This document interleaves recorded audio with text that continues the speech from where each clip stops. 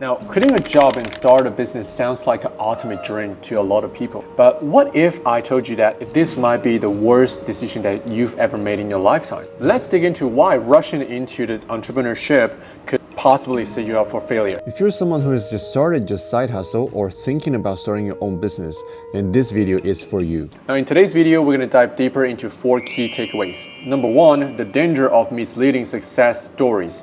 We'll talk about why those flashy success stories you've seen online are often misleading.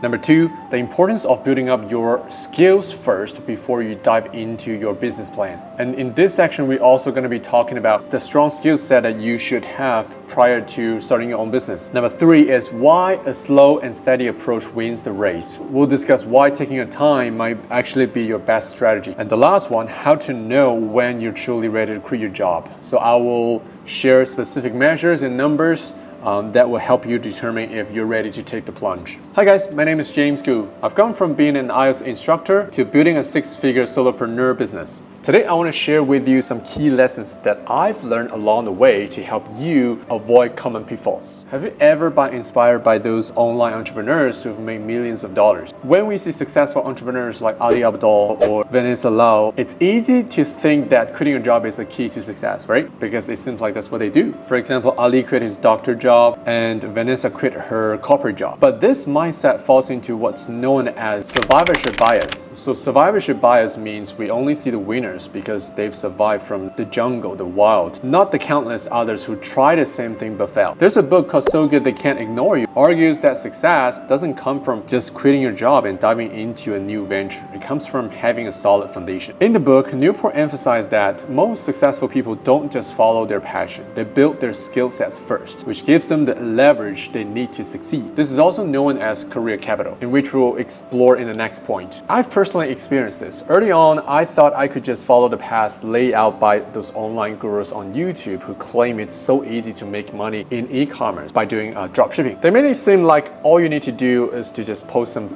self-made UGCs, some ads, and the money will just float in. But after non-stop trying for 6 months, I ended up getting nothing. Well, actually not nothing. We got like minus $600 on our balance sheet and some valuable experience, of course, but other than that, nothing.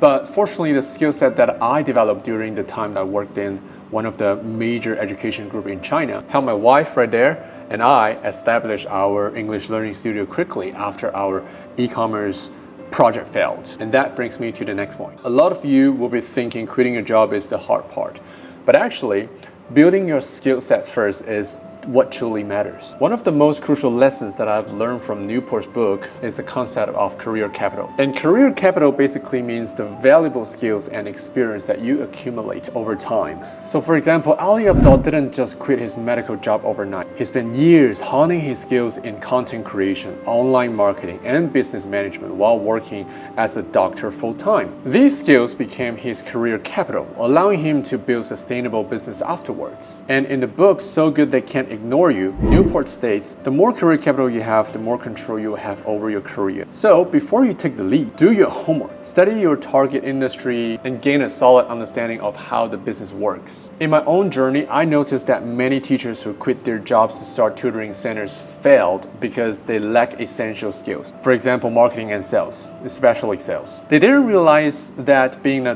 good teacher wasn't enough, because you also need to know how to run a business, right? Actually, the term self-promotion might sound embarrassing to a lot of people, but that's an essential business skill today. Actually, Ali Abdaal himself mentioned this during the interview with Noah Kagan. So that's why I believe it's okay to go slow and steady before quitting a job. Now, everyone loves the idea of overnight success, but here's why I think it's a dangerous trap. Many successful entrepreneurs advise not quitting your job until your side hustle can sustain you. By keeping your day job, you maintain financial stability, and that allows you to take calculated risk and experiment without the pressure of needing immediate success. So I took the slow path myself. While I was teaching, I volunteered at our operation department because I knew as a fact the department has a lot of connection between sales and marketing departments, and also they're working hard on social media platforms as well. So I believe if I stay in that department long enough, then I can gain the basic understanding of how business works and how to sell, how to do marketing, how to work with others. So even though the pay was just okay, with a lot of extra work,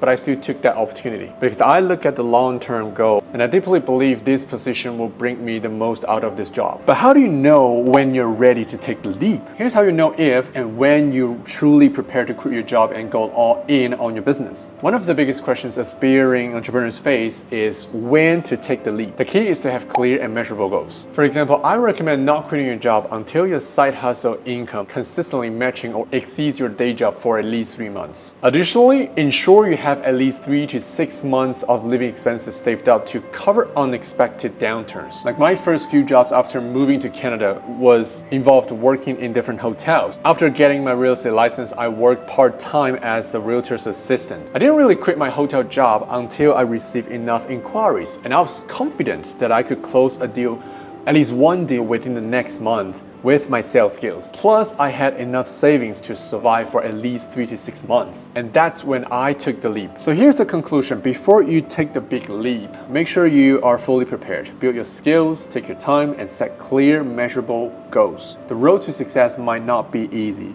and a lot of time is actually very slow, just like building a YouTube channel. But it's very likely to be sustainable once you get there. You know, once in a while, we'll see videos on YouTube saying that, oh, I spent like 7 days I made like thousands of dollars from zero building up this e-commerce website, selling this whatever product. In 2024, I just don't think that's even possible if you don't have any experience. People who post this kind of things are either clickbait or they want to sell you a course. If not, they want to sell you 2 courses. I know as a fact, if you're watching this video up to now, you're a person just like me when I was maybe 10, 15 years ago, wanting to take the leap and start a business. But this is also one of the advice I will give it to you at the end of this video, because there's a lot of fake information on the internet and you need to know how to protect yourself. Okay, I hope this video helped you like the way it helped me when I was younger. So if you enjoyed this video, please make sure to hit the like and subscribe button. In the next video, I want to share with you how my wife and I built our 6-figure business within 1 year in a foreign country. What things have we done to sustain our life and business? Since we've applied the same steps in China and made it work, and I'm very positive that you can do exactly the same anywhere around the world.